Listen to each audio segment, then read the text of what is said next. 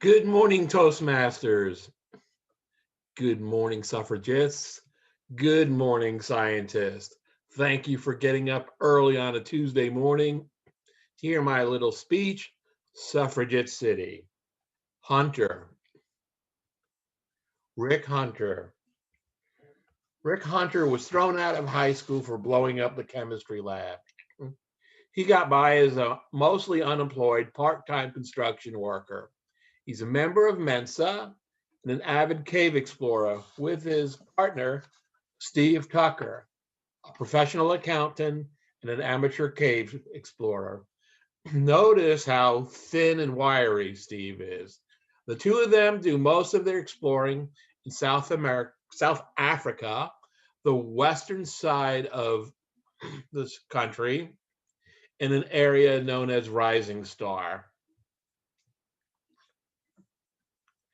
This is the cave that they were exploring one day. Now, this first entrance is of moderate difficulty. Many paleontologists and many cave explorers have gone in here. Down here, there's a thinner part, and very few people have gone past that. And then when you're 60 feet underground in the pitch dark, and you come up here with only a little bit of helmet light showing you the way, there is a 7.5 inch opening. As far as we know, Rick and Steve were the first people with the ability and the wanderlust to decide, let's see if we can squeeze through this 7.5 inch gap. So they did. They went down. They discovered a 40-foot drop, which again was very, very narrow. Otherwise, this would be a much different story. They came down. They landed in what is now called the Dinaledi Chamber, and they made a fairly amazing discovery. This happened on Friday, the 13th, 2013. I want you to think about where you were on Friday the 3rd, in fall 2013. I know that you were a member of Adelante Toastmasters. You were already living in California. Probably many of you were already in this part of the state, involved in with your families, involved with your careers. But this is not that long ago. Just 7 years ago, this major discovery happened. So Rick and Steve didn't know what to do about their discovery, so they contacted Pedro Boshoff. Now, Pedro, for one, is obviously not going to make it through any 7.5 inch cracks. But despite his rugged appearance, he's actually an employee of both mineral companies and universities. In fact, this motorcycle was given to him as a grant by a university because they needed to send him on missions to check out various areas, especially for paleontologists.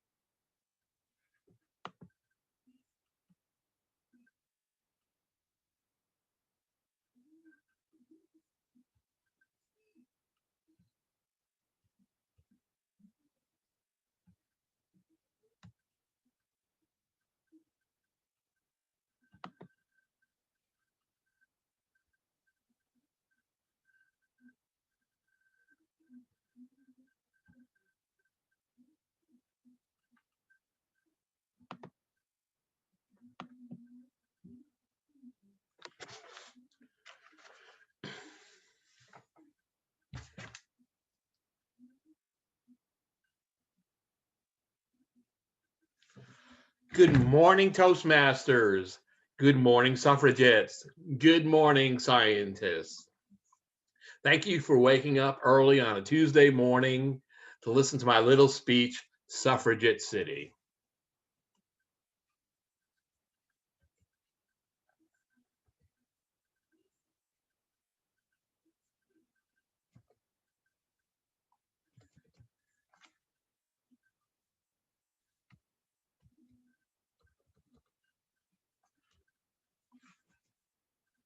Hunter, Rick Hunter. Rick Hunter was thrown out of school for blowing up the chemistry lab.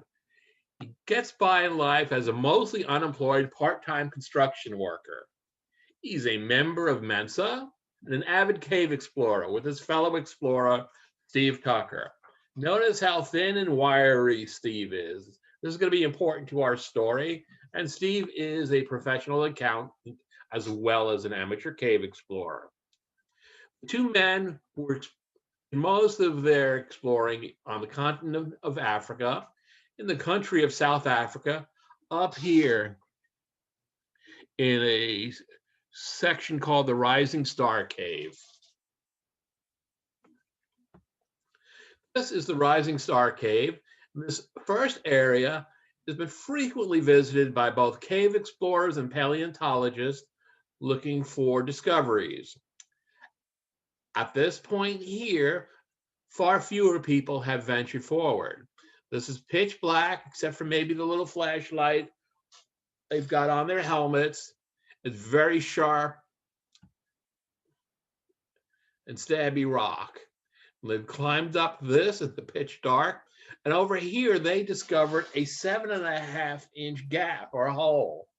And as far as we know, Steve and Rick are the first people in well over 10,000 years to decide, well, maybe we should see what's beyond this. So they slithered on through, only to come to a 40-foot drop. Now, again, the drop as well is very, very thin. So they were able to glide down slowly. Otherwise, this would be a very different report. And they came to an area called the Dinaledi Chamber. And here, they made a discovery. This was on Friday, September 13th, 2013. I would like you to think about where you were fall 2013. I know that you were already in the Adelante Toastmasters.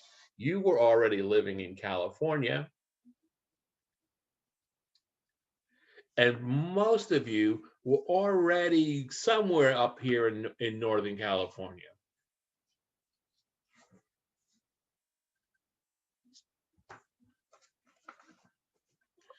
So Rick and Steve made their discovery, and they didn't know what to do next. What would be the next step? They ran into fellow explorer Pedro Boshoff. Now, Pedro, as you can see by this picture here, is never going to get through a 7.5-inch crevice. However, despite his maybe somewhat filthy appearance, he's actually a top explorer for geological companies and the local university. In fact, this motorcycle here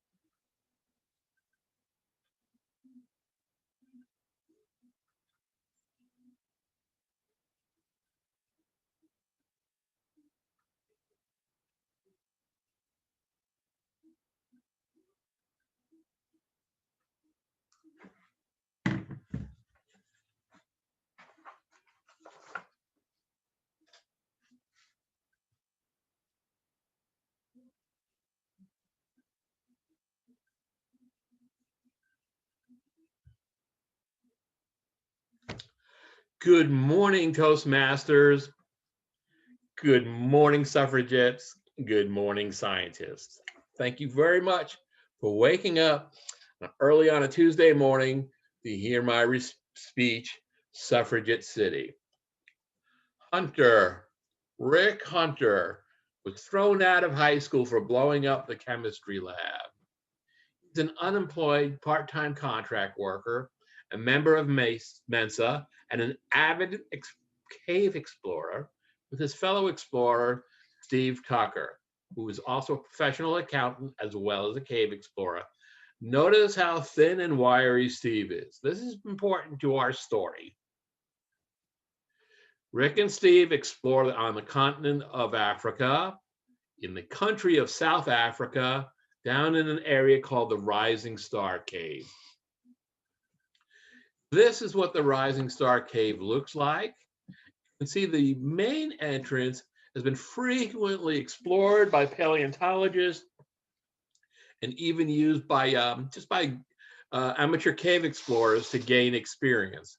Very few people have gotten past the gap here, but some have over time. But here you're in an area called the Dragon's Back. You're 60 feet underground. The only light you have is the shining light from your helmet or handheld flashlight. The rock is very pointy and uncomfortable. It's pitch black, obviously. Rick and Steve came up here, and around here they found a 7.5-inch entrance. As far as we know, they're the first two people in well over 10,000 years to decide that they wanted to wiggle through this and see what's up. Well, what's up was a 40-foot drop. However, fortunately, it is, again, a very narrow slot, so they were able to glide their way down there and come to what is now called the Dinaledi Chamber. In the chamber, they made a major discovery.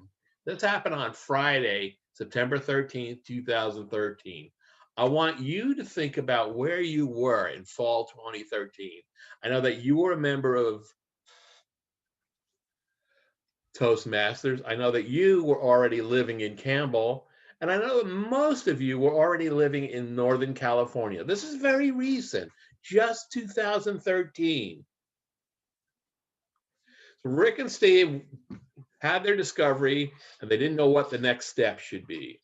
So they contacted a fellow explorer, Pedro Boshoff. Now you can see in this picture here, there ain't no way Pedro is getting through a 7.5-inch gap. But he did have a lot of knowledge and experience to help Rick and Steve.